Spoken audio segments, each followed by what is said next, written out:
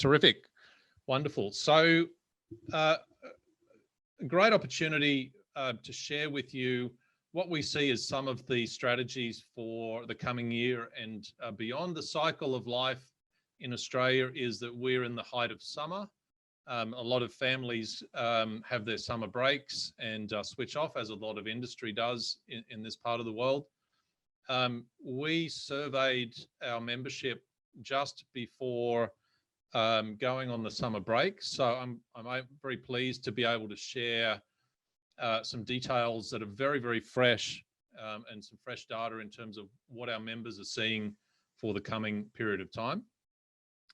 And also the outcomes of some ongoing conversations. So we have a lot of ongoing conversations with families in Australia and New Zealand. And so I've got some anecdotes and other things to share with you. Just very briefly, just so you understand where I'm coming from. So PWN, the Private Wealth Network, what we do with our members is we say it's about making wealth meaningful. So how does each individual and each family relate to their wealth, and how do they engage that as a positive force for them in their lives? We're also great believers that private wealth is a major force for positive change. And of course, there's lots of conversations around the world in terms of wealth inequality, and we're not here to solve that, but we firmly believe that the role that families play in the world is a very important one and will just increase over time.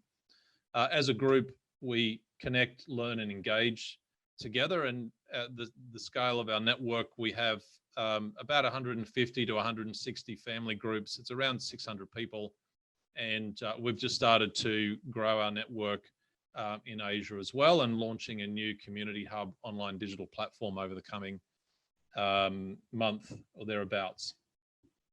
So what I'd like to do is go through some of those survey results. Rather than leaving it right until the end, I'd really be delighted if people do have questions along the way. Please just put them into that chat function. And, I'd love to be able to take families, take the questions as we go. Sorry, I'm just trying to get my chat function available. There we go. So moving along. So about the survey, we have about 2/3 of our membership that have responded to the survey. So it's about 100 families, so about the same size group as what Dennis has done. His is with a different group of families, obviously. We've got about 6 years of data to reflect back on.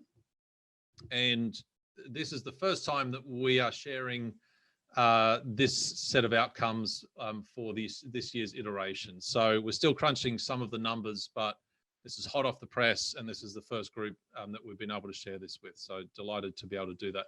Just in terms of, just to give you a very quick sense of our group and what it looks like and the respondents, a very broad range of different ages, as you would expect. Most of the people involved are in their 40s and 50s, but I'm delighted to see that increasingly younger family members are getting involved with PWN because they're getting more involved in what their families are doing. In terms of generations, Australia is, generally speaking, still fairly early. And I heard saw some questions, I should say, relating to India and how it's typically earlier stage generations. I think Australia would, generally speaking, be in that category as well. So as we can see here, overwhelmingly, it's first, second, third generation. And a lot of that first generation, I think, would already have kids, and you could debate whether, some of the second generation could fall in the category of first generation. So it's still relatively new phenomenon here in Australia. There's a lot of wealth that's been created by the baby boomer generation in particular, also through resources wealth created through mining booms, and to some extent through technology in more recent times. In terms of the total capital, and this is just to give you a sense that there's quite a breadth of different levels of wealth within the group that we've surveyed here and within the PWN membership. So where Dennis's group were all quite similar in terms of being on average just under $1 billion in assets, ours is more diverse than that. And that's quite reflective of the size of or the scale of wealth in Australia. And for those not familiar with the Australian dollar, it's about 80 US cents. So we're about 80% on the US dollar, just as an easy sort of guide to give you a sense there. But certainly the full range of very large by Australian standards down to far more early stage. Okay, so just hopping right into some of the investment findings. So what we see here, and some of this is self-explanatory, but some of this is a little, there's different ways to look at it. The honeymoon for property investment in Australia and New Zealand is far from over, I think is the safe thing to say about this. There's been a property boom here for probably 3 decades or thereabouts, you know, a few small downturns in the middle, but really property just continues to be an exceptional investment category. And we can see here that it seems to overshadow equity investing quite a bit. But if we look at it in a different manner, then we can see a different picture. So if we include all of the different ways that there's equity investing, private, public, direct, and through funds, then equities does very clearly become the largest asset investment class for the members, and property is still quite prominent, but clearly in sort of second, reasonable sort of decent cash holdings. Debt and fixed income is not a very attractive investment class in Australia and New Zealand. People don't tend to understand it or get excited about it very much. And what you can see also is that it's a very domestically focused investment on average. It's very domestically focused, what we see in terms of investing by families in Australia and New Zealand. This, I think, is quite, I find this a really interesting slide to have a look at and set of outcomes. So what were the expected returns and the actual returns over the last 12 months? So what we can see is that a lot of families came into the last calendar year with some fairly modest expectations, so only anticipating 5 to 10% returns. What we've seen is that the returns that they've actually got have been far more evenly spread than that, so 0 to 5%. Obviously, some coming in at that 5 to 10%, and a higher amount getting 10 to 15%, interestingly, over the last year. And in terms of our questioning, what we also discovered was that 15% of our members reported a loss in income. So that may not be a loss in total assets, but maybe reduced income from dividend streams and such things.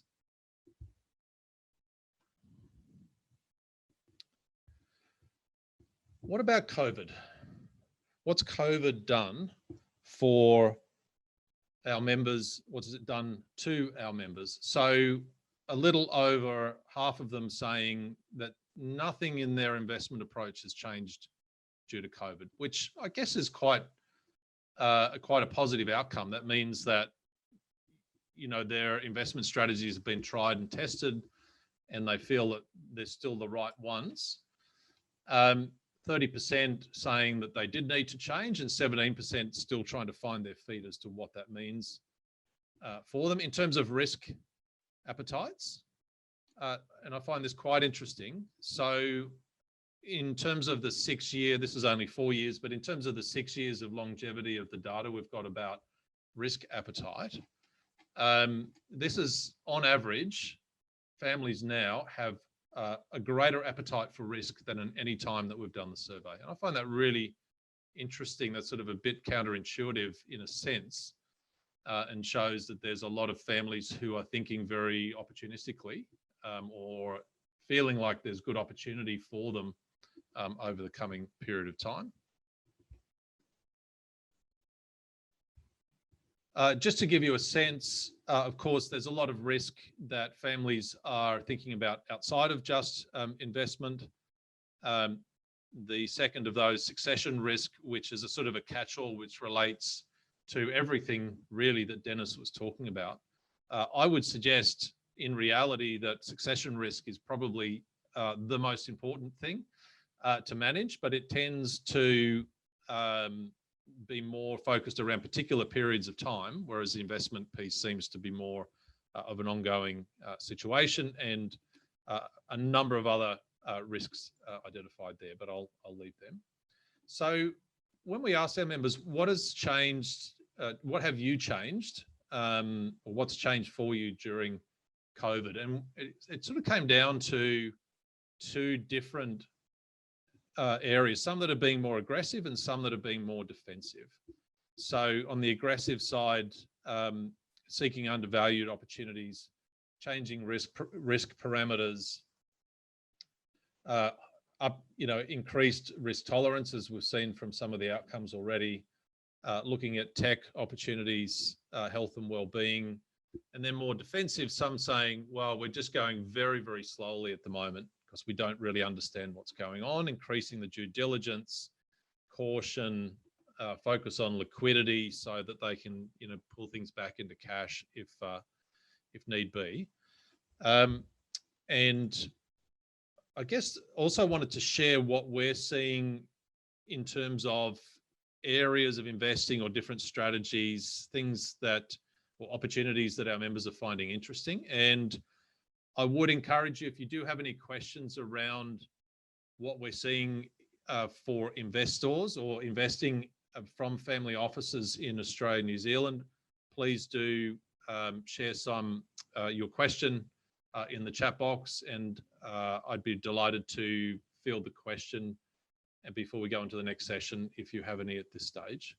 So one of the areas that's become particularly interesting for a lot of our members is private debt. So the so-called shadow banking, both from regulation and other reasons, many of the banks in Australia have pulled back from certain areas of lending, and family wealth has really stepped in a major way in this area. And I think it's been a very successful area of investing for many of them. Also a big trend to invest in innovation and disruption. Tech, healthcare, and crypto, I guess some in particular. I'd say that crypto is still not well understood, or there's not necessarily a lot of confidence that it's a genuine asset class, but nonetheless, members putting a small allocation into that type of, some families putting small allocation into that type of investment or asset class. And what we hear often is that they just purchase, hold at cost until they can realize, the actuality of it, rather than inflating it over time, as that asset may, on paper, the value of it may increase. Distressed assets, there was a lot of talk in April, May, June about the opportunity for distressed assets. There have been some, but I think not nearly, we haven't seen nearly as many coming through in Australia and New Zealand as what people thought might be on offer. So I think overwhelmingly still waiting. And I think with equities, I mean, we've seen the extent to which families in this part of the world are involved in equities investing. It's a very, very significant asset class, but I think there's some sense that markets are at an all-time high, interest rates are very low, but how can companies continue to get the returns, and how can the valuations stay where they are? Specialist disability housing. So this is primarily driven by government regulation in Australia, but a number of families have got into this area, and it's a very good impact investment opportunity for many families. We've heard this: no debt, lots of cash. There's a small portion of our members who would still be sitting on, say, 40% cash and waiting. They still believe that there's going to be a market downturn. Inevitably, they will be right. It just depends on how long they can wait and when that happens. There's been some interest in certainly some uncorrelated strategies, so strategies that don't align with financial markets but might be more to do with currencies and other such things. The biggest single increase that we saw year on year in terms of asset allocation is into agriculture. So we're still trying to investigate why that is, but that moved up quite considerably from a year prior. Property, as I mentioned a little earlier, the relative resilience of property in Australia has just been amazing. And I think that in most sectors, perhaps not in the apartment sector, but in other sectors, that seems to be still holding relatively well despite all of the disruption from COVID. And then a few other strategies there, the specialization through different types of operating businesses. Litigation lending is relatively new, but some members starting to have a look at that as an asset class. It's certainly much bigger in the US, as I understand it. And will we have the next resources boom?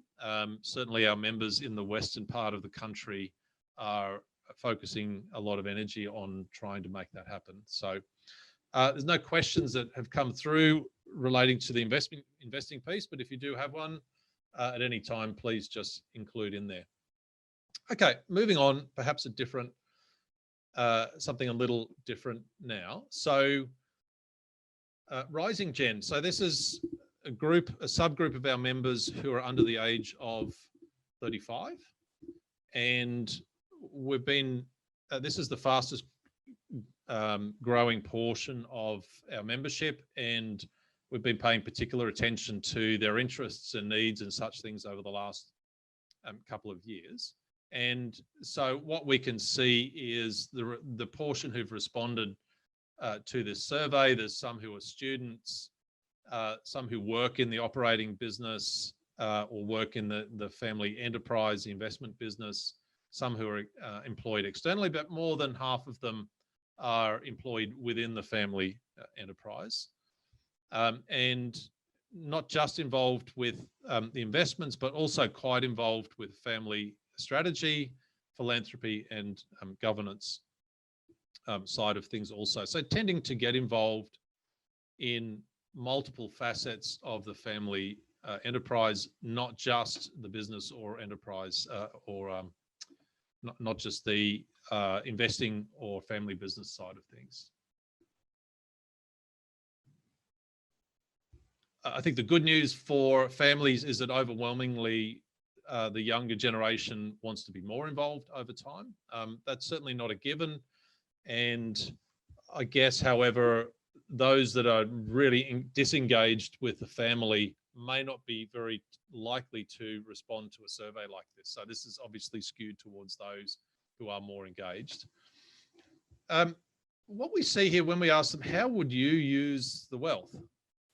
And I guess the pattern that we pick up on here is that we're really seeing that younger generations feel more like stewards. And this would fit, I think, very closely with what Dennis Jaffe and others are saying in terms of future generations. So maintaining the wealth for future generations, also investing in the way that they want to.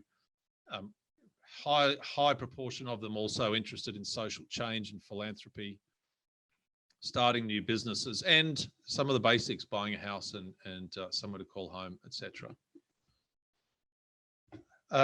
Just some other things that we're seeing.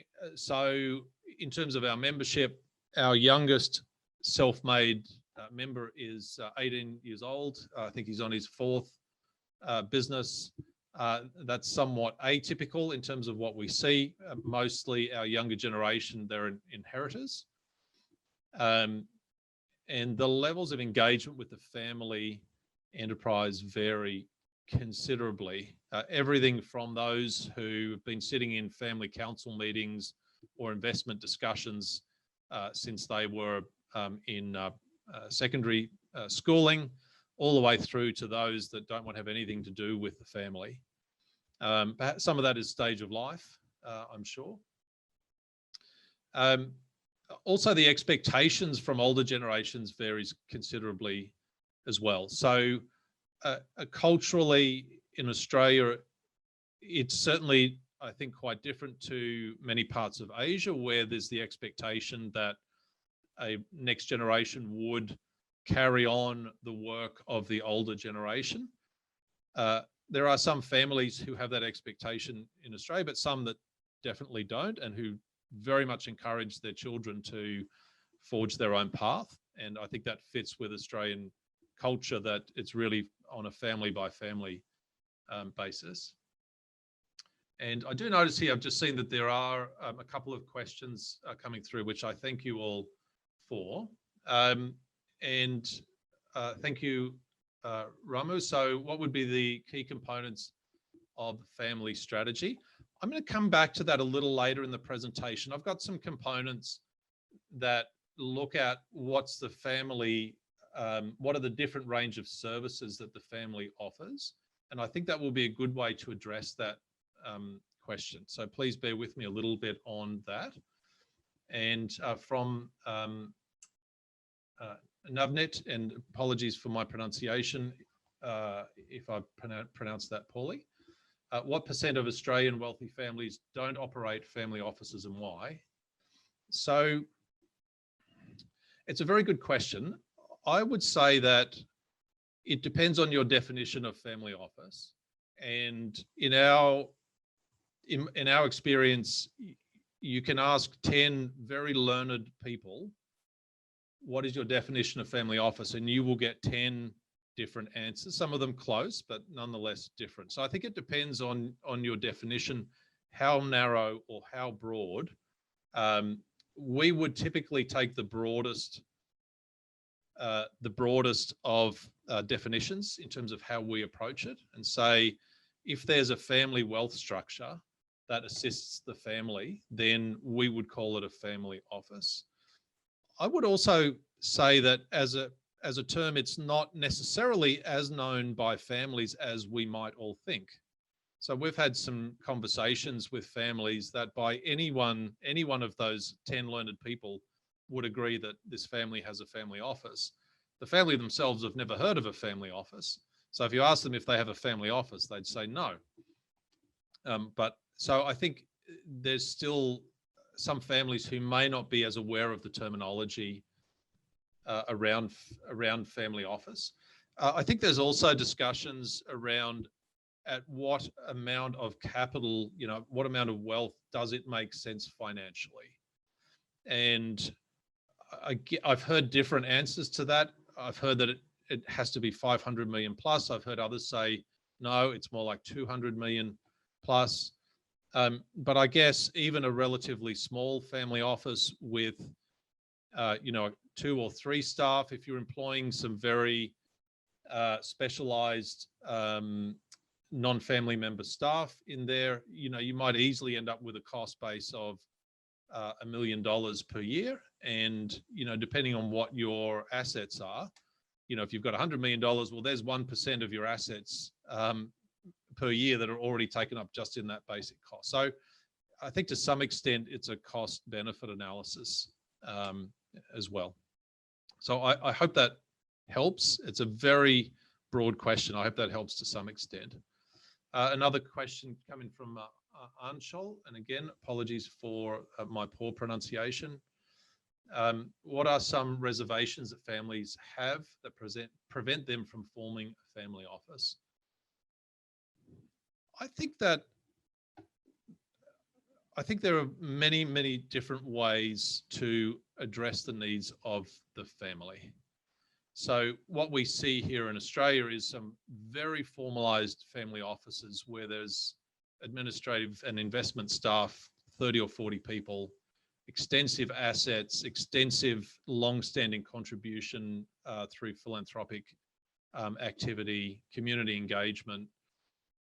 We see others that have 100% virtual family office. So for them, they would think, okay, we're servicing our family through the use of different advisors and keeping really everything external from what we're doing internally as the family. I think they are all equally relevant, and it's really the circumstances of the family dictate what is going to be most needed. So I'd probably be less concerned about the term, do you have a family office or do you not have a family office? I guess the questions that I'd perhaps ask are, do you manage the family's affairs outside of the operating business? And if so, then whatever it's called is probably something of a family office. If not, then that would be the time to try and encourage some sort of external or separation of business operations from family activities. Okay, I'm going to press on. There's a question there about becoming a member of PWN, and just be in touch and we can share some details with you on that. We'd obviously be delighted to share any information in that regard. Okay, so on to some of the wealth services, and this may come back and address, hopefully, some of the questions that we're looking to, that were asked previously, and I'm just keeping an eye on the time here as well. But I really do appreciate the questions as we go. I think it makes these presentations much more interesting. So certainly for me, so wealth services. How frequently do you report?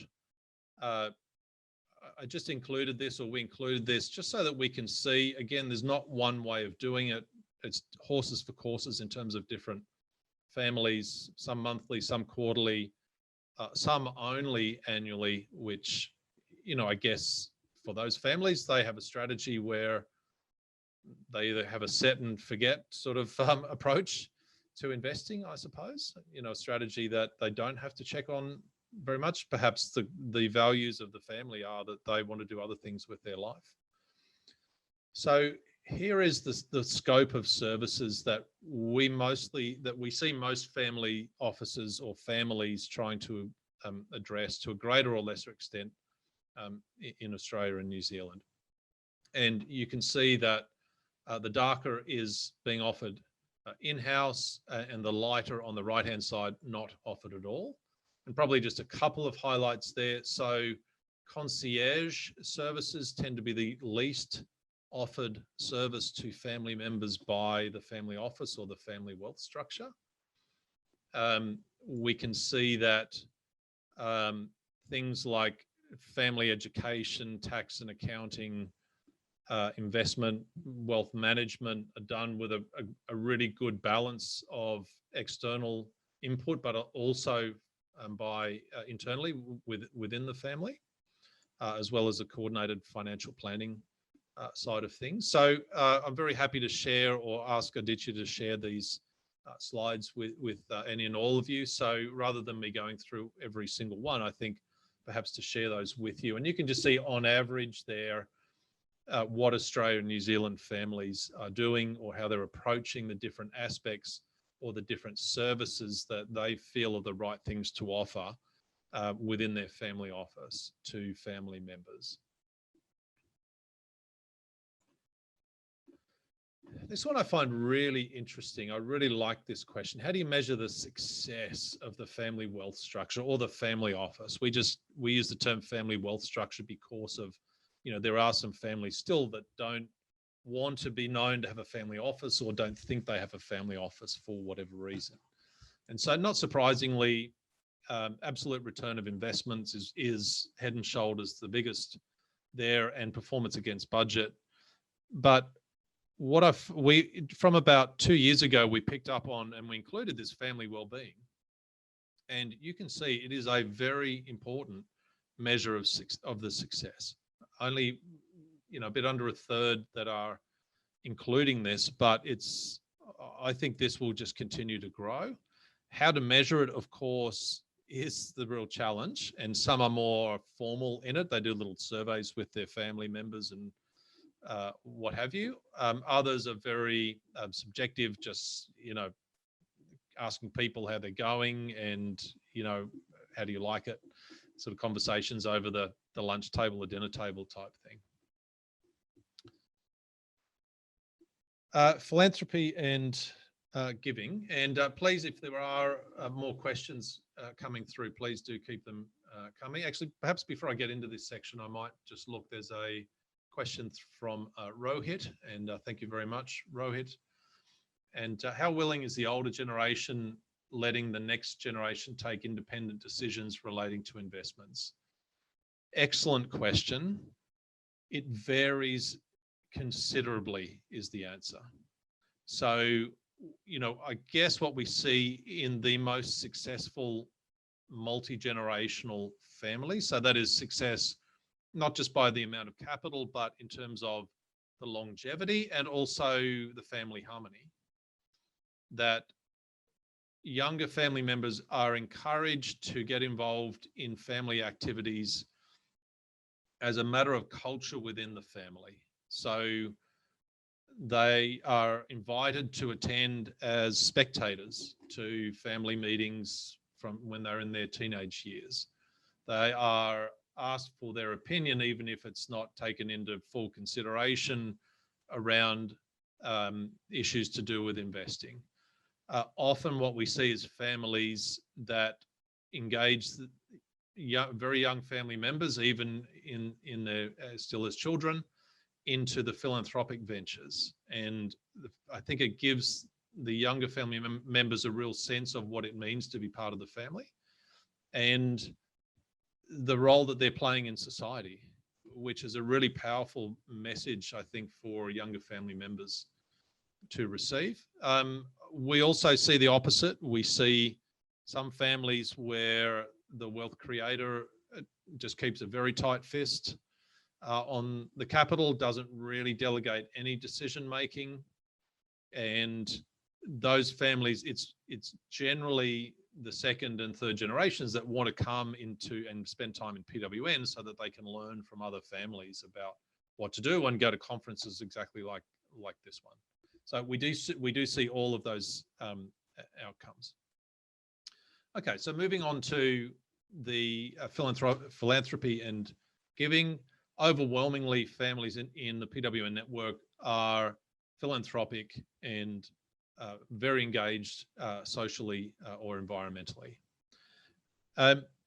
Don't worry too much here about the total amounts that we've got, but I think the important message here is that the level of dollar contributions that we see members making varies considerably to the very, very significant down to relatively small amounts by the total volume of wealth. But I think what correlates significantly is not so much the more money people have, the more they give, but the more sophisticated they are, the more they give. That's generally how we see this develop. I think it's also important to note that contribution to philanthropy goes well beyond just financial contribution. So as you can see here, 60% of the contribution that families are making is above and beyond what we've just seen in terms of the amount of dollars that families are giving into the community.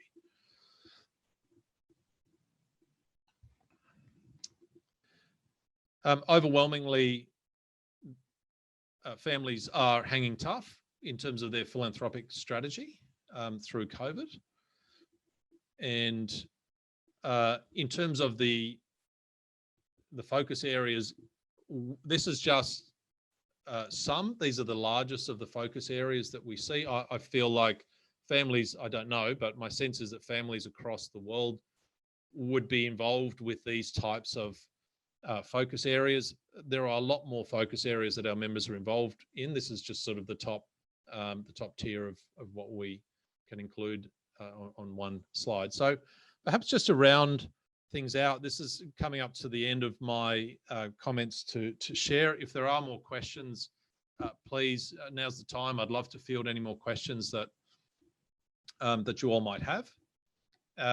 So I guess just to summarize from the philanthropy and giving, it's a deeply community-minded group of families.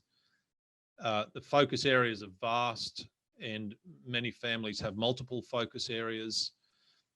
That their way of engaging with philanthropy goes well beyond just the donation of financial capital. Other sorts of capital, knowledge and sharing and mentoring and other things are also very important. And, you know, there's some families that use the adage in terms of decision making, if it's good enough to spend our time, then it's good enough to spend our money when it comes to philanthropy.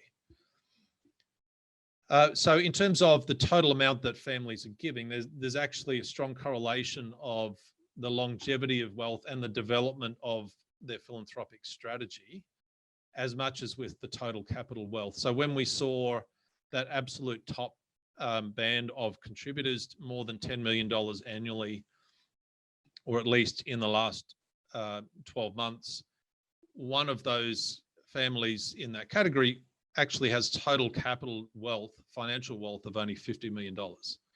So, you know, that's 20% of their total assets in 1 year that they decided to release due to COVID and really try and make a difference in that period of time.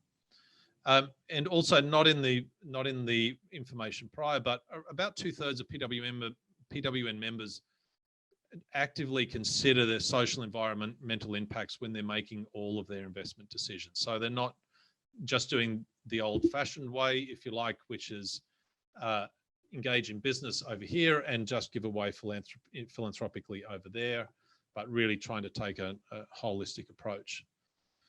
Okay, that sort of brings me up to the end of my scheduled presentation and comments there.